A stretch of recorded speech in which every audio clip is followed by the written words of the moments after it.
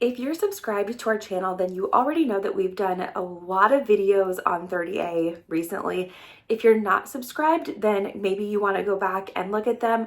We have videos on Seaside, Alice Beach, Rosemary Beach, and the Topsail State Park, which is in 30A as well. Today's video is going to be in 30A, but not in one specific place.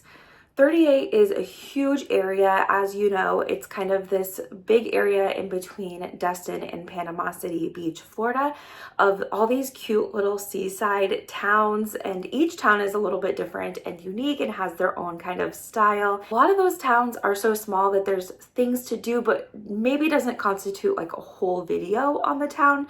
So that's what I'm showing today, is just kind of a mishmash of things from all these other little places in 30A that don't have enough to do to have their own video. So we're gonna cover some coffee shops that we went to, some restaurants and things like that I wanted to share with you but didn't fit into some of our old videos that we did covering specific towns in 30A. So I hope that this is entertaining or helpful if you're planning a trip to 30A. And if it is, it would mean a lot if you could click that thumbs up button or subscribe to our channel. I hope you enjoy. The first place I'm going to show you was actually a highlight of the trip. It is the Black Bear Company, which was our favorite coffee shop in all of 30A. I loved the Bear Latte, which was one of their specialty lattes with mocha, hazelnut, and cinnamon. We also both loved the almond croissant, and best of all, the barista was just so nice and welcoming. We were not planning on eating in the store, but it was so cute that we decided to anyways.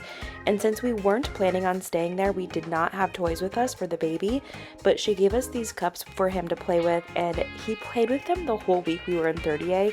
They were a huge hit. We just felt really welcomed here, plus the coffee was good. I highly recommend this place. That brings us to the next coffee shop, Beachy Bean, and I was really excited about this one because it's one that I had not heard of as much. People were not talking about this one as much as they were talking about the other ones, so I really felt like it was more of a hidden gem. I got their gingerbread cold brew, and it was a little bit watered down, but it was good, and I would definitely go here again. Their space is really cute, and they also have the best outdoor area of all the coffee shops we went to on this trip.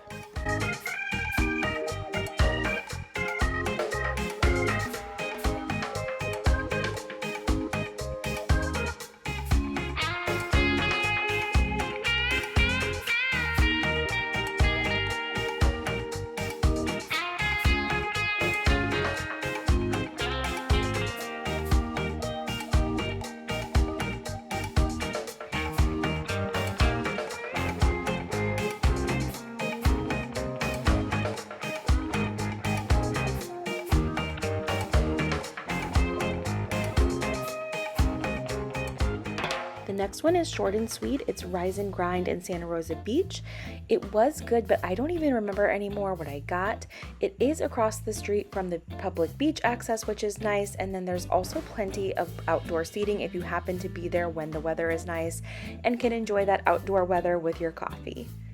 For our last coffee shop, we went to Hote's Coffee in Grayton Beach. Hopefully I'm saying the name of the coffee shop correctly, but this coffee shop is attached to one of our favorite restaurants, which also has a tough name to say, but we'll show you that restaurant in this video as well. I really liked the vibes of this coffee shop, which were kind of like a hippie meets boho type of aesthetic. They're also known for their breakfast burritos. I can confirm that they are really good. They did not have any specialty lattes, which is my favorite, but they did have plenty of flavors that you could add to your drink.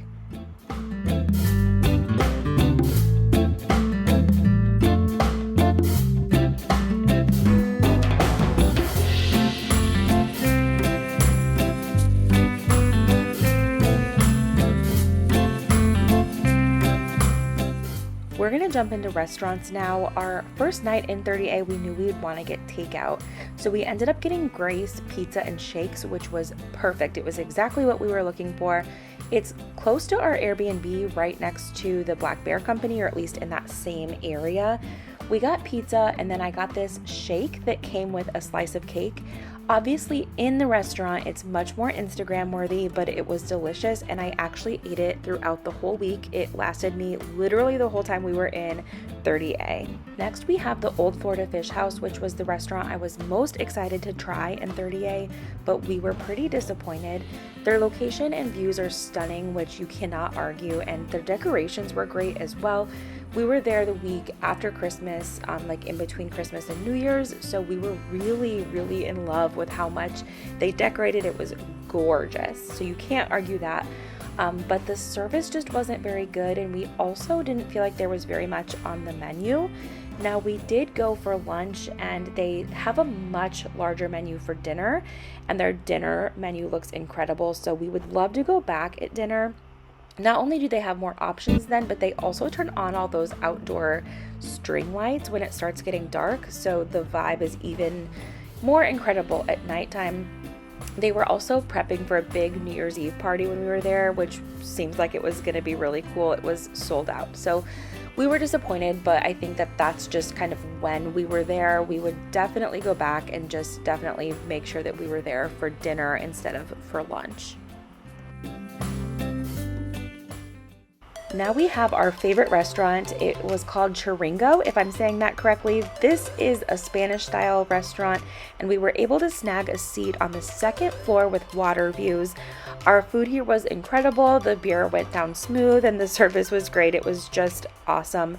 This is the restaurant in Grayton Beach that's attached to Hote's Coffee, and it has a similar bright hippie vibe, which we love. And it is worth noting that parking in Grayton Beach is not great.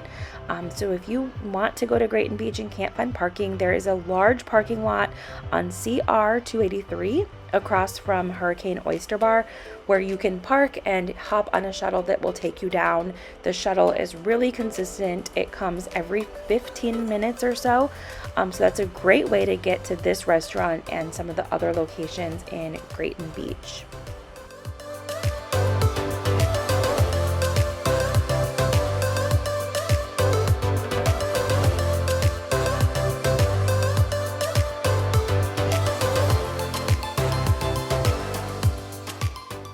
We got takeout one night from Nanbu Noodle Bar, and it was incredible. It's a Japanese restaurant, and it's also in the same area as Grace Pizza and the Black Bear coffee shop that I talked about.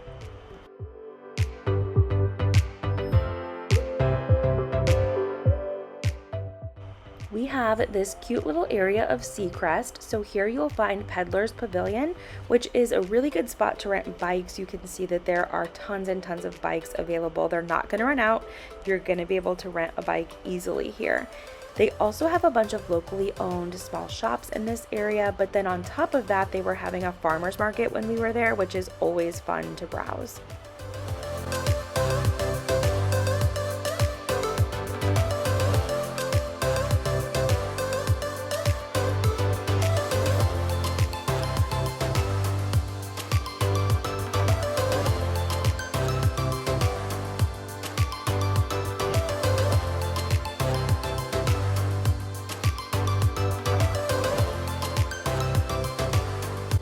Of course, your vacation is not complete without dessert, and I cannot tell you how many times the Blue Mountain Beach Creamery was recommended to us. I think that says a lot because there's quite a few places to grab ice cream in 30A, and of course, the ice cream here was so good.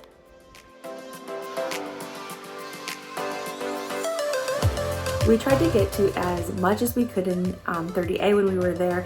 We were there for a full week, so we did get to see and do a lot, but there's still actually kind of a lot on my list that I would really love to come back and do.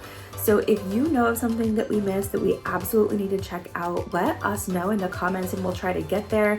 And that'll help other people as they're planning their trips to 30A as well. It's a really popular place and people are really probably starting to plan their vacations to 30A with summer coming up and Memorial Day coming up. And if you're planning one of those trips to 30A, I hope that this series was helpful. If it was, it would mean a lot if you could click that thumbs up button or the subscribe button or maybe both. We really appreciate you watching and we'll see you soon.